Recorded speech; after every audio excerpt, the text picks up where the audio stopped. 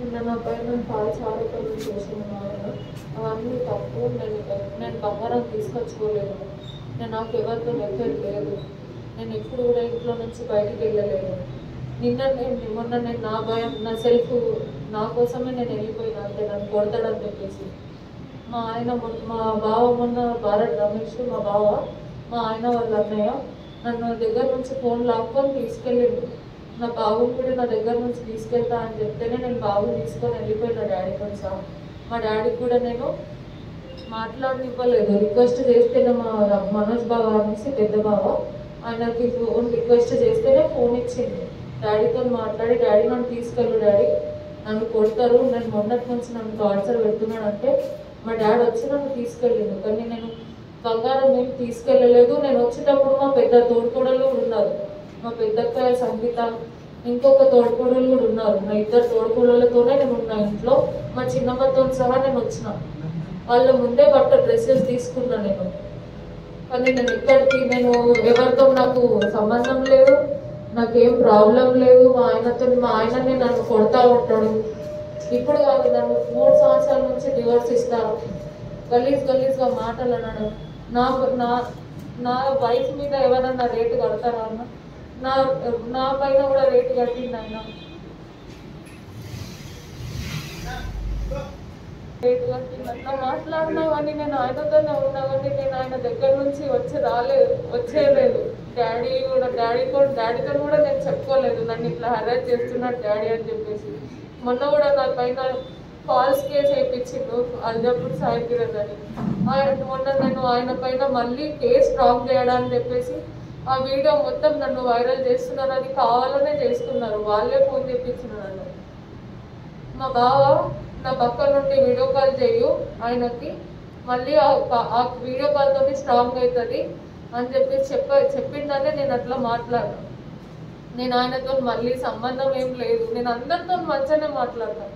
అందరు మా హాయ్ అక్క అనే మాట్లాడతారు, నేను అన్న అనే మాట్లాడతాను. మార్కెట్లో అందరు నన్ను బాగానే మాట్లాడతారు. మా ఆయన వాళ్ళ ఫ్రెండ్స్ అయినా సరే, ఇంట్లో అయినా సరే నన్ను అందరూ బాగానే మాట్లాడతారు. నేను ఎవరితో సంబంధాలు పెట్టుకోలేదు. మా ఆయన వాట్సాప్ పెట్టుకుంటాడు, స్విచ్ అకౌంట్ ఉంటుంది నాది, ఇన్స్టాగ్రామ్ స్విచ్ అకౌంట్ ఉంటుంది, ఫేస్బుక్ ఉంటుంది, ఇంకా లొకేషన్ గూగుల్ మ్యాప్ పెట్టుకుంటాడు. నేను ఎక్కడికి వెళ్ళినా కానీ నేను మా డాడీ వాళ్ళ ఇంటికి వెళ్ళినా మ్యాప్ చూసుకొని, నేను కొంచెం దారి తప్పి ట్రాఫిక్ ఉందని పక్కకు గల్లీలో నుంచి వెళ్ళినా కానీ నువ్వు అక్కడి నుంచి ఎందుకు వెళ్ళినావు అని వీడియో కాల్ చేసి మాట్లాడతాడు. ఇంట్లో ఉన్నా కానీ నువ్వు ఎందుకు, ఏం చేస్తున్నావు, 2 నిమిషాలకు ఒకసారి వీడియో కాల్ చేయడం. ఇట్లనే డౌట్ ఎప్పుడు డౌట్లోనే ఉంటాడు. నన్ను కొట్టింది కూడా ఉంది. మా డాడీ ఫోన్లో తీసుకున్నాడు. ఒకసారి బాగా చేస్తే, అమ్మ లాయర్ దగ్గరికి వెళ్ళి మాట్లాడదాం బిడ్డ, ఓకే నువ్వు కూడా ఎన్ని రోజులు తన్నులు తింటావని చెప్పేసి లాయర్ దగ్గరికి తీసుకెళ్ళి నన్ను రాత్రి మొత్తం కొట్టింది ఆయన.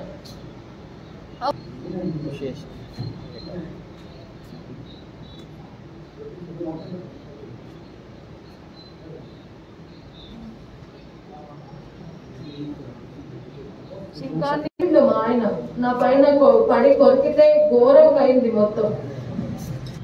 నన్ను ఇట్లా హెరాస్ చేస్తూ ఉంటాడు. ఎన్నోసార్లు నన్ను ఇంట్లో నుంచి వెళ్ళిపోమని చెప్పిండు మా ఆయన. కానీ నేను ఎప్పుడు కూడా ఇంట్లో నుంచి బయటికి రాలేదు. ఫస్ట్ టైం నేను మా డాడీకి ఫోన్ చేసి వచ్చేసిన.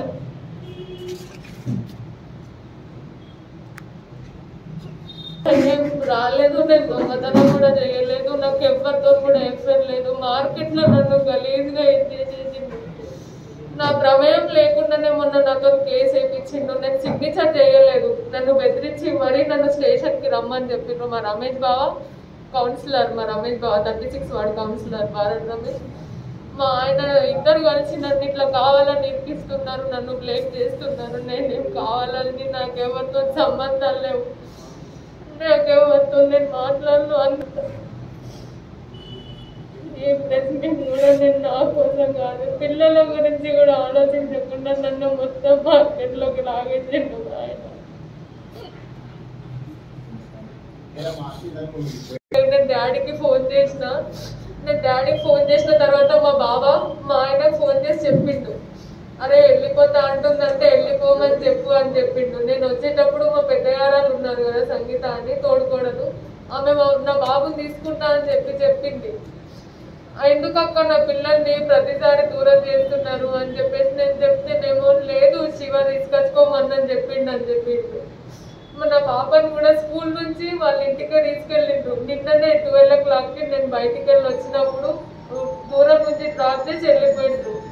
మా ఆయన ఇంకొక ఆయన ఇద్దరు వచ్చి నా పాపని డ్రాప్ చేసి వెళ్ళిపోయిండ్రు. ఇంటి బయటనే దూరం నుంచే పంపించేసి ఇద్దరు.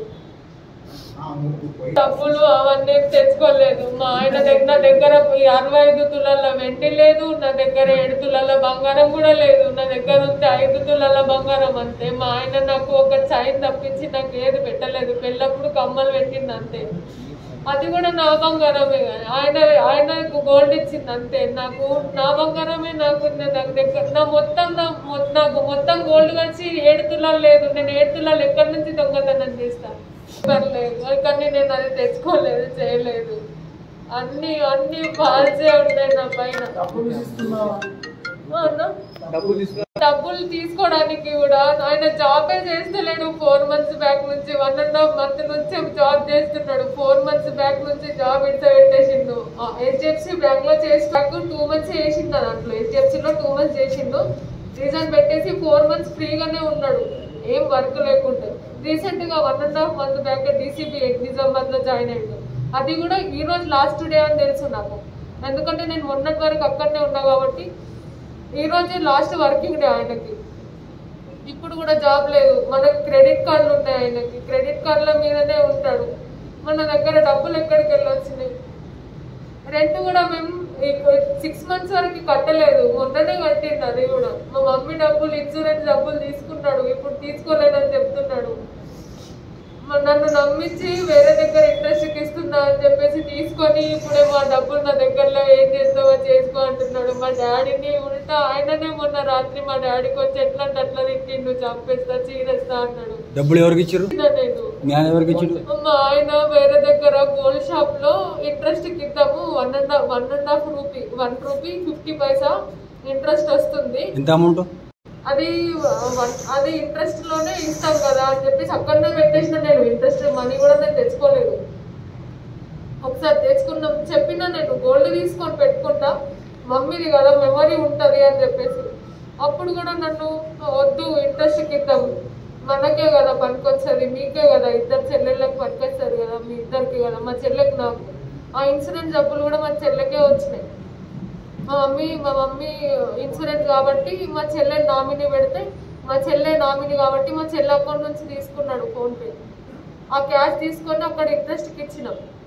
ఆ డబ్బులు కూడా నా దగ్గర లేవు, ఏం చేస్తావో చేసుకో అని చెప్తున్నాడు.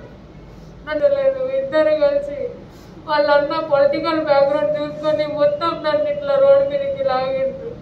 ఒక ఆడదాన్ని వాడిని కూడా ఆలోచించలేదు. నేను ఎవరి పైన ఎఫ్ఐఆర్లు లేవు, ఏం లేవు. ఆయననే ఛార్జ్ చేస్తాడు నాకు తెలియకుండా. ఆయన దగ్గర నా జాయింట్ అకౌంట్ ఉంటుంది, స్విచ్ అకౌంట్. నా దగ్గర ఫోన్ లేదు, ఉంటే చూపిస్తుంటుంది. అది కూడా ఇచ్చిండు ఆయననే. ఆ వీడియో ఆయనను బ్లాక్మెయిల్ చేసి సెండ్ చేయించుకున్నారు. అదే ఇప్పుడు ప్రూఫ్ లాగా ఆయనతో మాట్లాడింది అని చెప్పేసి వాళ్ళు ఇప్పుడు క్రియేట్ చేసి నా పైన రూమర్స్ క్రియేట్ చేస్తున్నారు. డాడీతోని ప్రాణహాని లేదు, నాకే ఆయనతోని ప్రాణహాని ఉంది. ఆయననే మా డాడీని వచ్చి చీరేస్తాను అన్నాడు కానీ తిట్టిండు మొన్న నైట్ వచ్చి. ఇంకా ఉల్టా ఆయన కేసు ఇచ్చిండు నా పైన. నేను దొంగతనం చేయలేదు, నాకు అవసరం కూడా లేదు.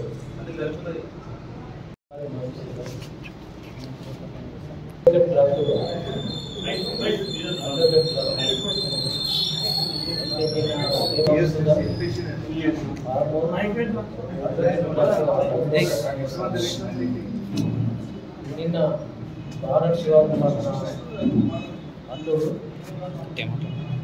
కంప్లైంట్ ఇచ్చిన పోలీస్ స్టేషన్లో. తర్వాత ప్లస్ ఎంసీఎన్ల తర్వాత వేరే దిశా పేపర్లో వేసింది అలిగేషన్స్ మొత్తం తప్పులు, అబద్ధం. తర్వాత మా పాప ఇంట్లో నుంచి వచ్చినప్పుడు వాటి బట్టలతోనే వచ్చింది.